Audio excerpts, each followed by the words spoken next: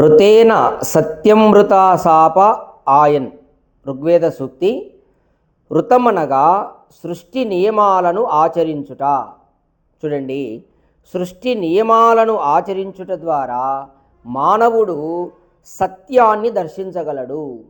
అంటే ఇక్కడ పరమాత్మ ఉద్దేశం ఏంటంటే ఈ యొక్క ఋగ్వేదం ద్వారా ఏం చెప్తున్నంటే, సృష్టి అనుకూలంగా ఏ మానవుడైతే జీవిస్తుంటాడో అటువంటి వాడు సత్యమును తెలుసుకుంటాడు. అంటే పరమాత్మ దర్శనం జరుగుతుంది.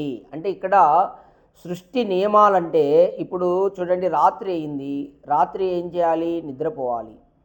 పగలయింది, పగలు పని చేయాలి. అలాగే బ్రహ్మ ముహూర్తంలో నిద్ర లేవాలి. ఇలా తర్వాత మనము ఈ ప్రకృతికి మేలు చేయాలి, ప్రకృతిని నాశనం చేయకూడదు. అలాగే ప్రకృతిని మేలు చేయాలంటే యజ్ఞం చేయాలి.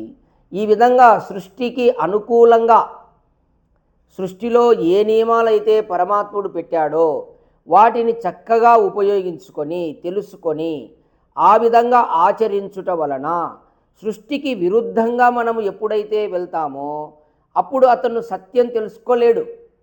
కాబట్టి సృష్టి నియమాలను మనం తెలుసుకోవాలి, ఆ సృష్టి నియమాలకు అనుగుణంగా జీవించాలి. ఇప్పుడు అగ్ని ఉంది, అగ్ని ఏం చేస్తుంది? ప్రకాశం ఇస్తుంది.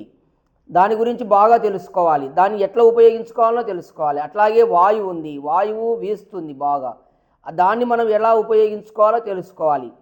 దాన్ని విరుద్ధంగా ఉపయోగించవద్దు. ఇప్పుడు మనం ఏం చేస్తున్నారు? లోకంలో సృష్టికి విరుద్ధంగా జీవిస్తున్నారు, సృష్టికి అనుకూలంగా లేదు. అందుకే అందరికీ రోగాలన్నీ వస్తున్నాయి. ఇప్పుడు వర్ష ఋతువు ఉంది, వర్ష ఋతువులో ఏం ఆహారం తీసుకోవాలి, అలాగే ఎండల కాలం గ్రీష్మ ఋతువులో ఏ ఆహారం తీసుకోవాలి, ఇట్లా సృష్టికి అనుకూలంగా, అంటే బయట ఏదైతే ప్రకృతిలో వస్తుందో దానికి అనుకూలమైనగా మనం తీసుకోవాలి. ఆహారం కానీ వ్యవహారం కానీ నడపాలి. లేకపోతే అప్పుడు ఏమవుతుంది? మనం సత్యం తెలుసుకోలేము.